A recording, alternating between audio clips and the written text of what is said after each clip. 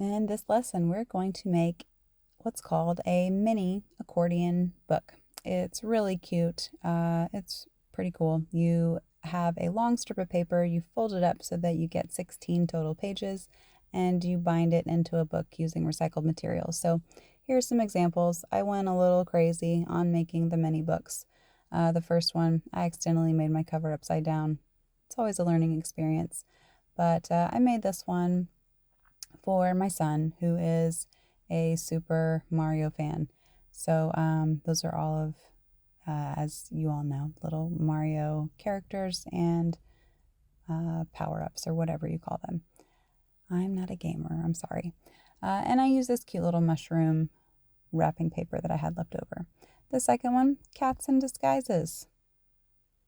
Just a variety of disguises that a cat could wear. Clown, paper bag, a banana, a wizard, aviators, superhero, detective, giant mustache, a bunny, a ghost.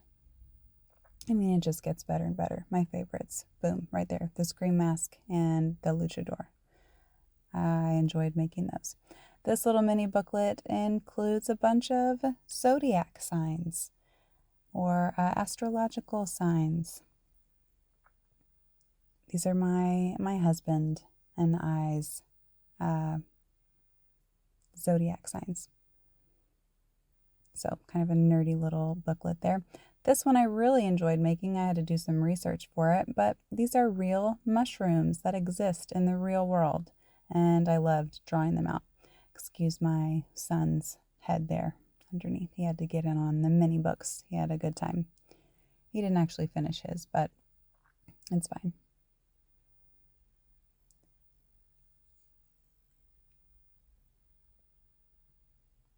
This was another fun one. Adventure Time Princesses.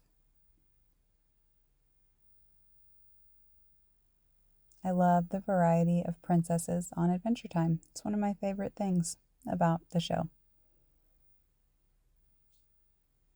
Such a weird, wonderful little cartoon. Anyway, the first thing you're going to do is make your covers. And to do that, you need some chipboard, like a cereal box, some pattern paper, some duct tape, some glue, and some scissors. You want to cut your chipboard into 2-inch by 1.5-inch pieces. Cut your paper covers into 2 3/4-inch by 2-inch pieces. And also cut yourself a little chipboard spine for your book that measures 1/2 inch by 2 inches. And you want to glue your chipboard onto the back side of your pattern paper. So you don't want to glue it down to the pretty side. You want to flip it over so that the pretty side of your paper is facing down. And glue your chipboard onto that. Push it all the way up to the edge, leaving a border around it like I'm doing there. Do that for both of your covers. You're pushing it to the edge, and then you're going to fold the 3 other edges around and glue them to the back side to form the front and back covers of your booklet. So what I would recommend that you do is sort of trim out a little triangle on the edges there and then cut it off, snip it. That will help you make a better seam for when you're gluing that little flap down. So next, as you probably guessed, after you've got those little corners trimmed off on your front and your back cover, you're going to add some little bits of white glue.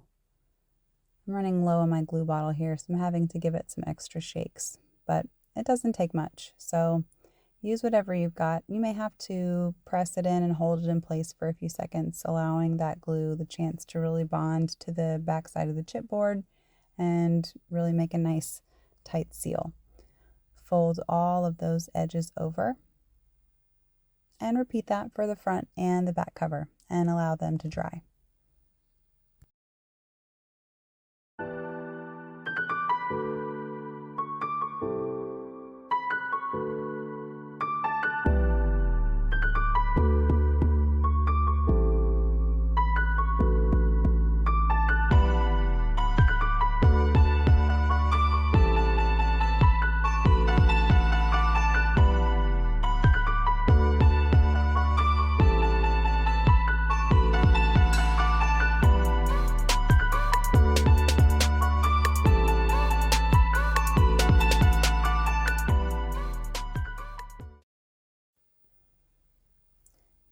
The next thing you're going to do is choose a color of duct tape that you like and cut off or tear off a strip that's about 6 inches, give or take a little bit. But 6 inches, you want it to be able to fold over your covers and meet in the middle to seal up. So you're going to place your cover, one on one edge, one on the other edge. Make sure that your covers are facing the direction you want them to. If it's got a pattern that the direction makes a difference. And then fold over the duct tape. Put the spine in the middle. You want to leave about 1/8 of an inch or so in between the cover, the spine, and the other cover. And notice how I folded over each side of the duct tape. You can sort of fold and press it into shape a little bit, but it should already have its shape pretty well. It will really take its shape when you glue in your paper after you've designed and drawn it. First, you've got to fold it, and you want to fold it like an accordion. So you've got a 22-inch long strip of paper, and you're going to fold it in half. So we're going to break it up into sections here. We're going to fold 1/2 at a time. So I folded the whole 22-inch strip in half at first, and now I'm taking 1/2 and I'm folding it back in half. So again, I took 1/2 of that strip that I just folded in half and then folded in half towards the middle. So the top is now touching the middle, and now I take that top piece and I fold it back so that it touches the new middle. So I'm creating sort of that zigzag shape.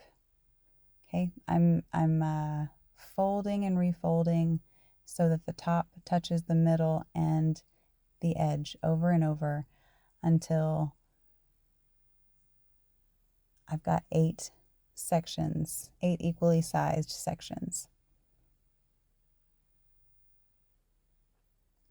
So keep taking the top and flipping it down and flipping it over and repeating so that you're making that zigzag shape.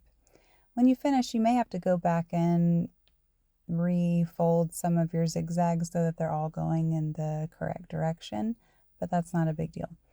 The most important thing is that you're folding back and forth and that your pages are equally sized. And as long as you're taking the top and folding it to the bottom and to the middle, like I'm demonstrating here, then you'll be in good shape.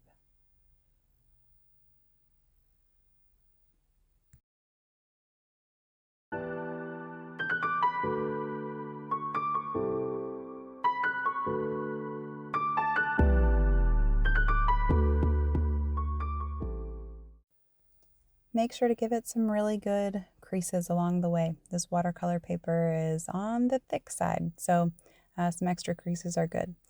And remember, we're working 1/2 at a time. So after we've got 1/2 all accordion folded, all zigzag folded, we're going to repeat that process on the other side by taking the top and folding it back down towards the middle, and then flipping it and repeating, taking the top and folding it back the other direction, folding itself over and over, making that zigzag accordion shape so that we've got 8 equal sized pages. That will give us a total of 16 pages. Crease as you go. Keep folding over.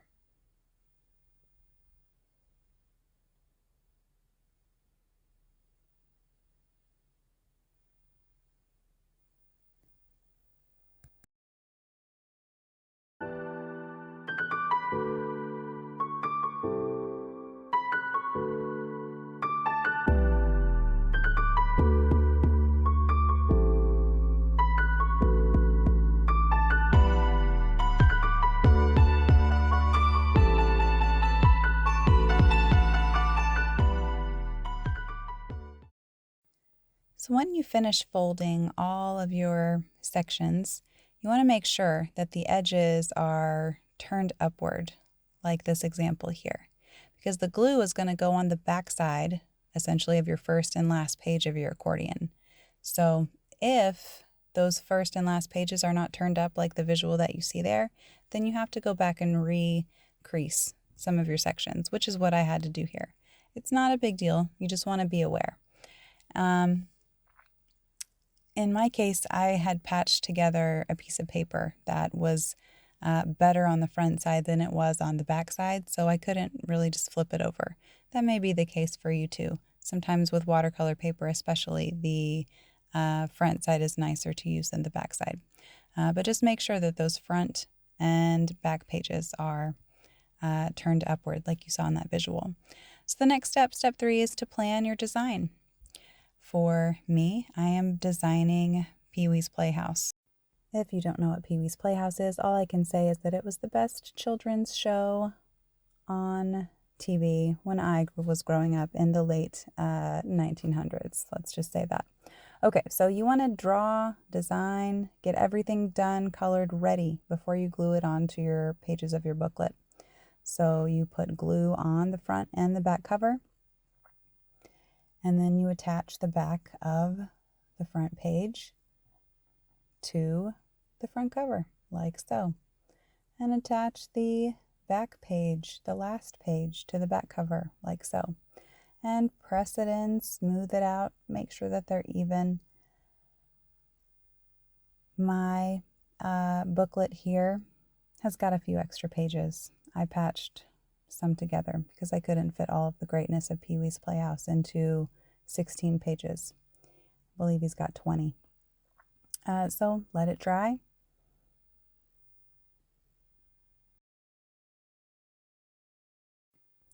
And then flip through and enjoy. You completed a mini accordion book. Good job.